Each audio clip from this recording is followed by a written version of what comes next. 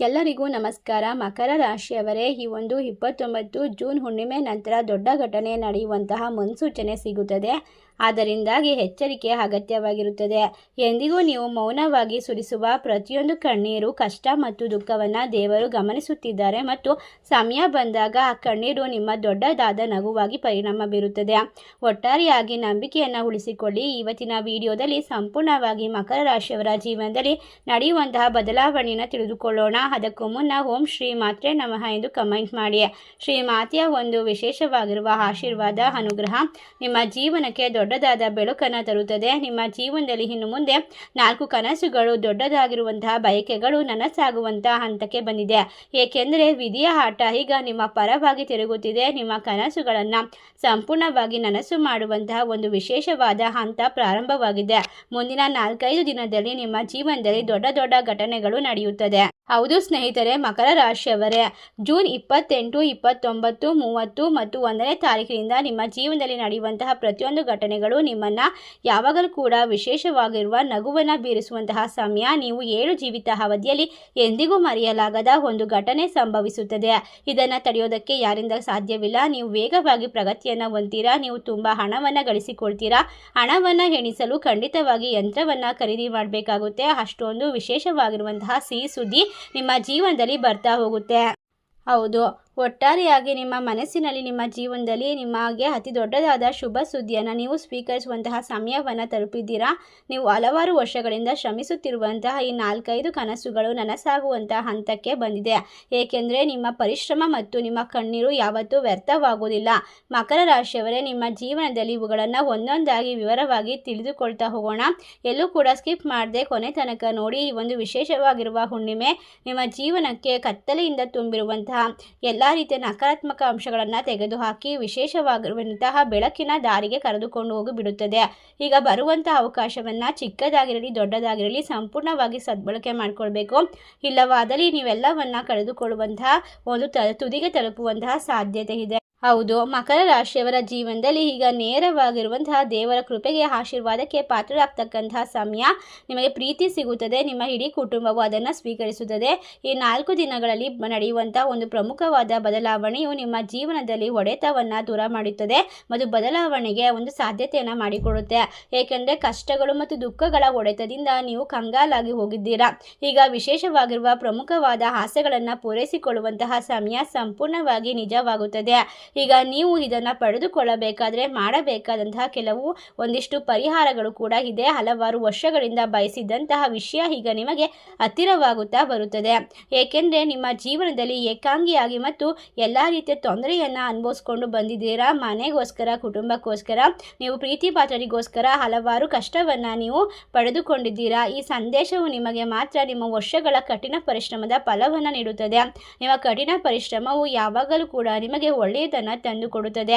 ಎಂದಿಗೂ ಕೂಡ ವ್ಯರ್ಥವಾಗೋದಕ್ಕೆ ಭಗವಂತ ಬಿಡೋದಿಲ್ಲ ಎಂದು ಹೇಳಲಾಗುತ್ತದೆ.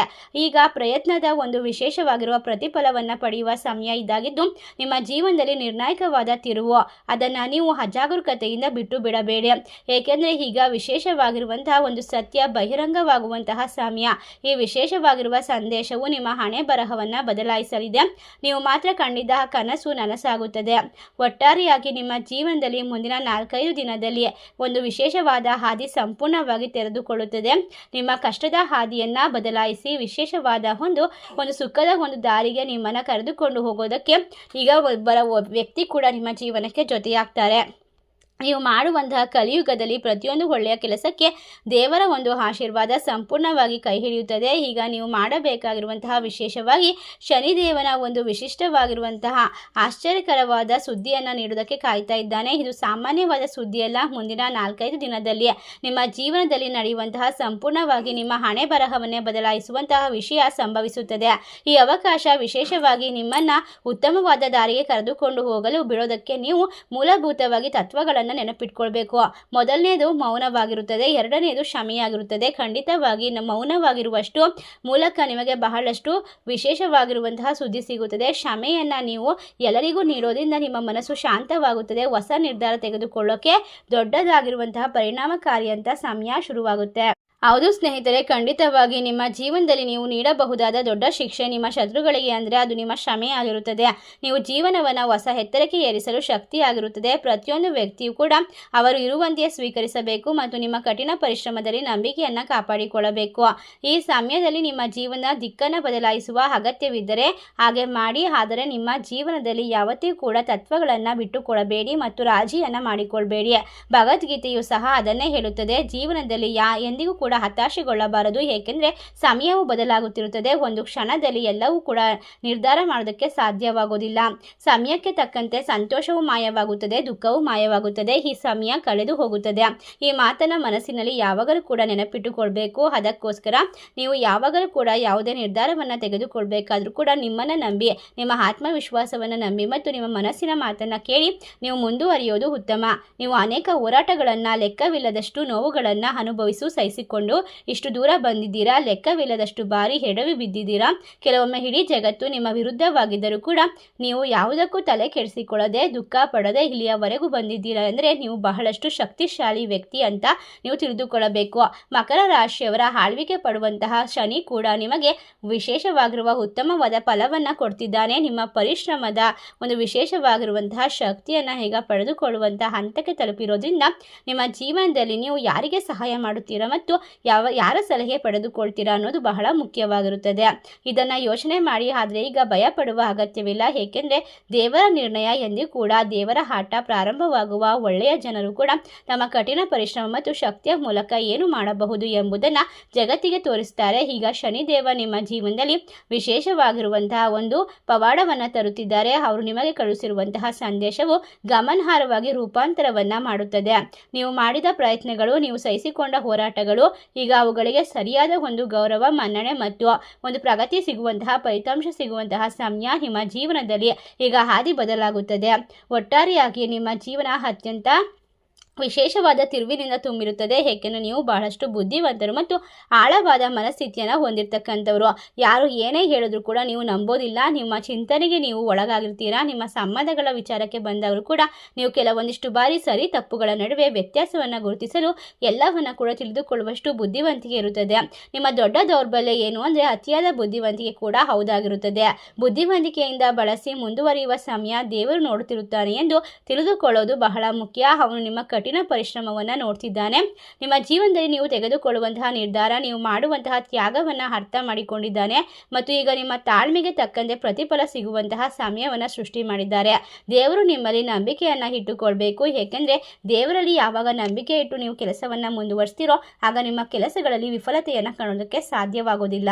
ಒಟ್ಟಾರೆಯಾಗಿ ಮಕರ ರಾಶಿಯ ಸ್ನೇಹಿತರೆ, ಆತ್ಮವಿಶ್ವಾಸ ಎನ್ನುವುದು ಬಹಳನೇ ಮುಖ್ಯ. ಆದರೆ ಆತ್ಮವಿಶ್ವಾಸ ಜಾಸ್ತಿಯಾಗಿ ಅದು ಅಹಂಕಾರವಾಗಿ ಬದಲಾದಾಗ ನೀವು ಎಲ್ಲವನ್ನ ಕಳೆದುಕೊಳ್ಬೇಕಾಗುತ್ತೆ. ನಿಮ್ಮನ್ನು ಎಂದಿಗೂ ಕೂಡ ದೇವರು ಬೀಳಲು ಬಿಡುವುದಿಲ್ಲ. ಈ ಜಗತ್ತಿನಲ್ಲಿರುವಂತಹ ಪ್ರತಿಯೊಂದು ಜನರು ಕೂಡ ಅವರವರ ಒಂದು ಕರ್ಮಕ್ಕೆ ತಕ್ಕಂತಹ ಪ್ರತಿಫಲವನ್ನು ಅನುಭವಿಸ್ತಾ ಹೋಗ್ತಾರೆ. ನಿಮ್ಮನ್ನು ಕೆಲವೊಂದಿಷ್ಟು ಜನರು ಮೋಸಗೊಳಿಸಬಹುದು, ಆದರೆ ನಿಮ್ಮ ಕಠಿಣ ಪರಿಶ್ರಮದ ಕಾರ್ಯವನ್ನು ಎಂದಿಗೂ ಕೂಡ ಕಸಿದುಕೊಳ್ಳೋದಕ್ಕೆ ಸಾಧ್ಯವಾಗುವುದಿಲ್ಲ, ವಿಫಲಗೊಳಿಸೋದಕ್ಕೆ ಸಾಧ್ಯವಾಗುವುದಿಲ್ಲ. ಆದ್ದರಿಂದ ಕಷ್ಟಪಟ್ಟು ಕೆಲಸ ಮಾಡುತ್ತಲೇ ಇರಬೇಕು, ನಂಬಿಕೆಯನ್ನು ಹೊಂದಿರಬೇಕು. ಆ ಕಠಿಣ ಪರಿಶ್ರಮ ಸಂಪೂರ್ಣವಾಗಿ ಲಾಭವನ್ನು ತಂದುಕೊಡುತ್ತದೆ. ಒಟ್ಟಾರೆಯಾಗಿ ನಿಮ್ಮ ಜೀವನದಲ್ಲಿ ಇನ್ನು ಮುಂದೆ ಅತ್ಯಂತ ಸುವರ್ಣ ಸಮಯ ಪ್ರಾರಂಭವಾಗ್ತಾ ಇದೆ. ಏಕೆಂದರೆ ಈ ಒಂದು ಹುಣ್ಣಿಮೆ ನಿಮ್ಮ ಜೀವನದಲ್ಲಿ ಇರ್ತಕ್ಕಂಥ ಕತ್ತಲೆಯನ್ನು ತೊಡೆದು ಹಾಕುತ್ತೆ ಎಂದು ಸಾಬೀತುಪಡಿಸಬಹುದು. ವಿಶೇಷವಾಗಿ ಗ್ರಹಗಳ ಸ್ಥಾನಗಳು ಮತ್ತು ಶುಭ ಸಂಯೋಗದಿಂದ ನಿಮ್ಮ ಜೀವನದಲ್ಲಿ ಹೊಸ ಯಶಸ್ಸಿನ ಬಾಗಿಲು ತೆರೆಯುತ್ತವೆ. ಪ್ರೀತಿಗೆ ಸಂಬಂಧಪಟ್ಟಂತಹ ವಿಚಾರದಲ್ಲೂ ಕೂಡ ಈ ಸಂದರ್ಭದಲ್ಲಿ ಬದಲಾವಣೆಗಳು ಕಂಡುಬರುತ್ತದೆ.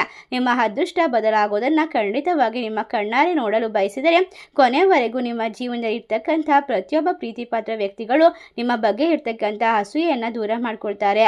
ನಿಮ್ಮ ಮನೆಯಲ್ಲಿ, ನಿಮ್ಮ ಜೀವನದಲ್ಲಿ ಎಷ್ಟೇ ಜಗಳಗಳಿದ್ರೂ ಕೂಡ, ಮನಸ್ತಾಪ ಇದ್ರೂ ಕೂಡ ಎಲ್ಲವನ್ನ ಪರಿಹಾರ ಮಾಡಿಕೊಂಡು ಈ ಸಮಯದಲ್ಲಿ ನೀವು ವಿಶೇಷವಾದ ಸ್ಥಾನವನ್ನು ತಲುಪುತ್ತೀರಾ.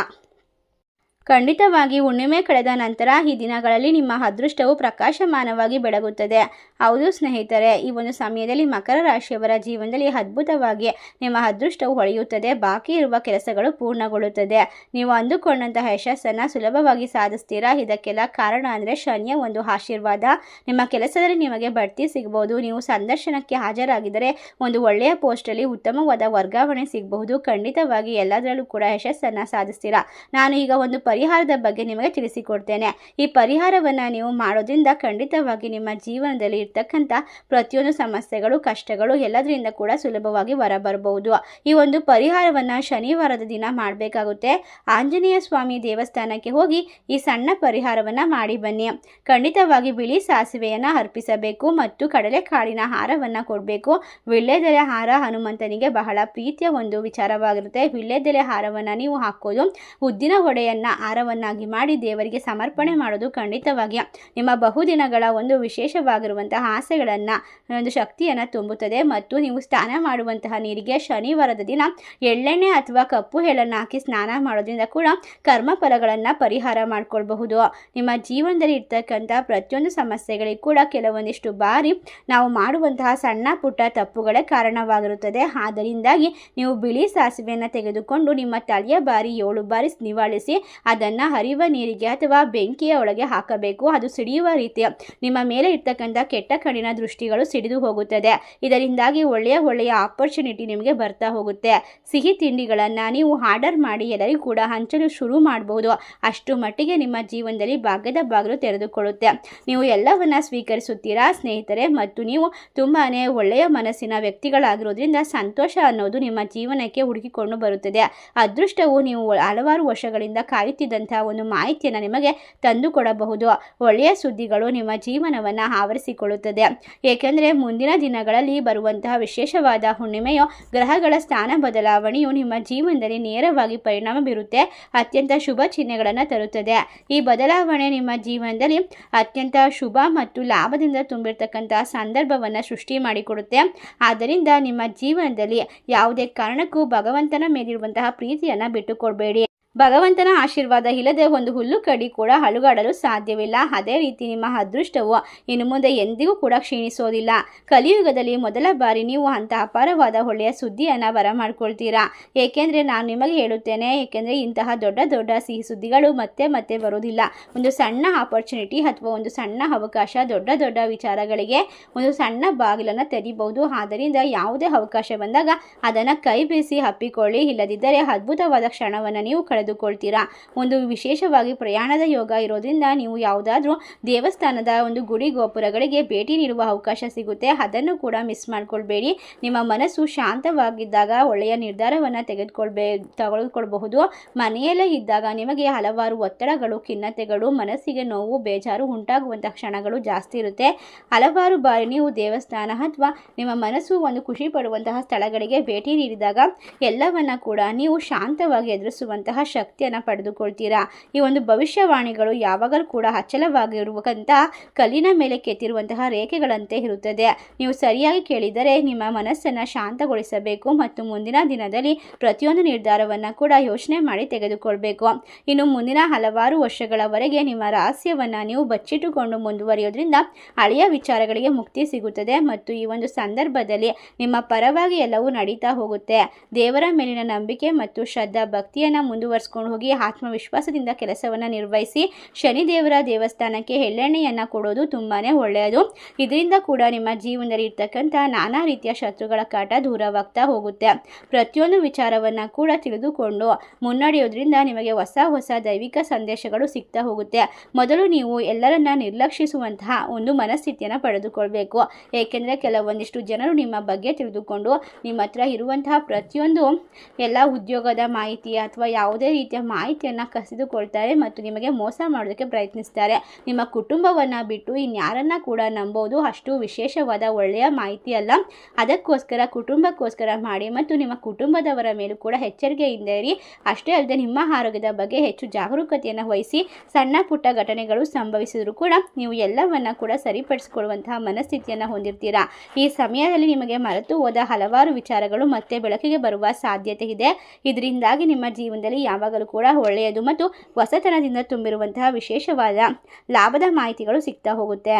ನಿಮ್ಮ ಜೀವನದಲ್ಲಿ ಮೊದಲನೆಯ ಸ್ಥಾನವನ್ನು ನಿಮಗೋಸ್ಕರ ಕೊಟ್ಕೊಳ್ಬೇಕು. ನಿಮ್ಮ ಆತ್ಮವನ್ನು ಸಂತೋಷಪಡಿಸಬೇಕು. ನಿಮ್ಮ ಆತ್ಮ ನಿಮಗೋಸ್ಕರ ಬೆಳಗ್ಗೆಯಿಂದ ಸಂಜೆಯವರೆಗೂ ಕೆಲಸ ಮಾಡುತ್ತೆ.